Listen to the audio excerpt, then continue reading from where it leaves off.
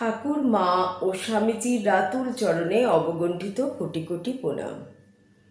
আরেকটি নতুন মায়ের স্মৃতিচারণা আমরা সবাই মিলে করি।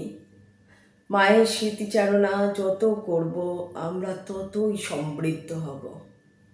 চলুন আজকে আবার নতুন এক স্মৃতিচারণা মাকে নিয়ে সবাই মিলে আমরা করি। মা তখন বাতের ব্যথা, মাঝে মাঝেই মা খুব কষ্ট পেত বাতের যন্ত্রণায়।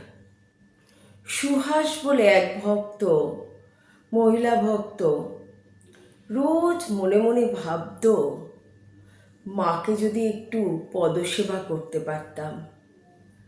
ঠাকুরকে তো দেখিনি, মাকে দেখেছি, কিন্তু মাকে দূর থেকে প্রণাম করেছি, পদস্পর্শ করেছি। মা তার হাত দিয়ে আমার মাথায় আশীর্বাদ করেছেন। আমাদের কত ভাগ্য যে আমি মাকে দর্শন করতে পেরেছি। খুব আকুল একটা মনের ভেতরে তার এই ইচ্ছা ছিল মায়ের একদিন পদসেবা করবে। হয়তো মাকে বললে মা হয়তো নিশ্চয়ই সেই অধিকার দিতেন, কিন্তু গোলাপ মায়ের ভয়েতে আমি কোনোদিন কিছু বলতাম না। আমি রোজ যেতাম আর মনে মনে ভাবতাম, দূর থেকে শুধুই মনে ভেবে যেতাম যদি একদিন আমি পারতাম। একদিন খুব মনে কান্না এলো।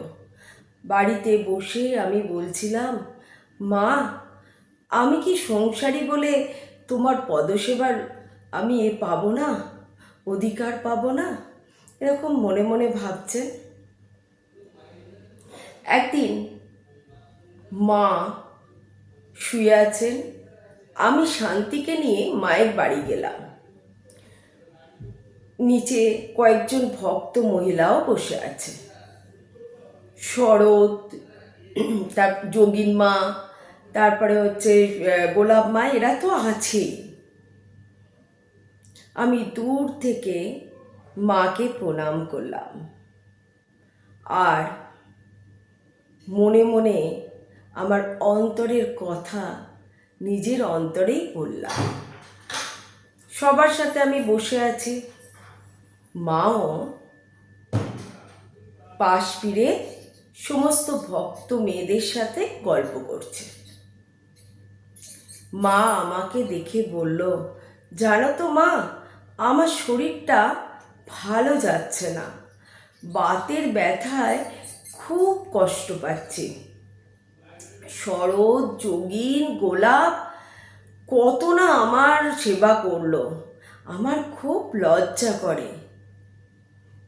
কি জানো মা, শরীর ধারণ করলে এইটুকু তো ভোগ করতেই হবে।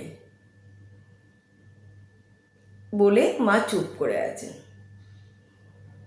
কিছুক্ষণ পরে মা আমার দিকে তাকিয়ে বলল, বৌমা আজকে আমার পায়ে একটু তুমি টিপে দেবে পাটা, আমার খুব কষ্ট হচ্ছে।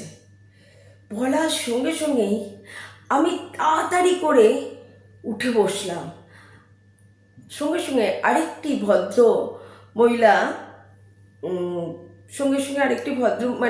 ভক্ত মহিলা, তিনিও বললেন, মা আমি টিপছি। মা বলল, না তুমি তো সেদিন দিয়েছ, সুহাস আজকে দিক। মায়ের কাছে আমি গেলাম, নিচে বসে আমি মায়ের পদসেবা করছি। মায়ের নরম তুলতুলে পা আমি মনের আনন্দে পাটা টিপছি। হঠাৎ মা আমাকে বলল, না বৌমা তুমি নিচে বসে না, তুমি তক্তপোষের ওপরে বসো। ওরম করে কি পা টেপা যায়?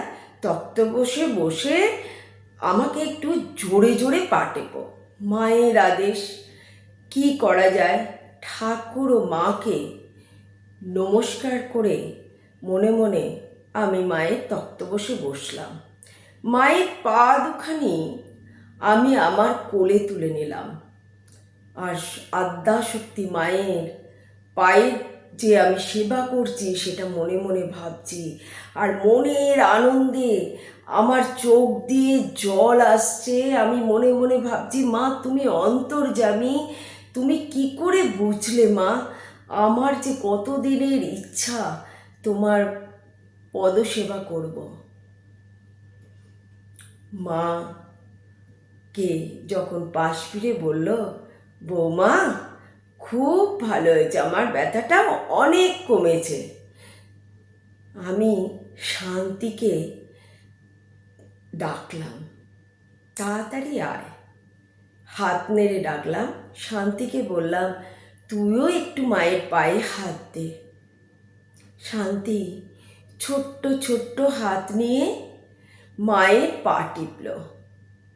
মা তখন শান্তিকে দেখে বলল, ও মা তুই কেন, বলে খুব কাছে নিয়ে আদর করে চুমু টুমু খেলো। শান্তিও মায়ের ওই আনন্দ করে মা যে আদর করলো, ওরও খুব ভালো লাগলো। ও এসে মায়ের হাত ধরলো, আর দুজনে খুব মনের আনন্দে সেদিন বাড়ি ফিরে মনে মনে সারাক্ষণ কাজ করছে, যা কিছু করছে, আর ভাবছে, মা তুমি কি করে আমার মনের কথা বুঝলে, তুমি আমাকে আজকে তোমার সেবার অধিকার দিয়েছ। সত্যি মা ছিলেন অন্তর্যামী। মাকে যদি অন্তর থেকে সন্তান যদি কোনো রকম ডাকে, মা সাড়া দিয়ে পারত না। যাই হোক, আজকের স্মৃতিচারণাটা কেমন লাগলো আপনারা জানাবেন।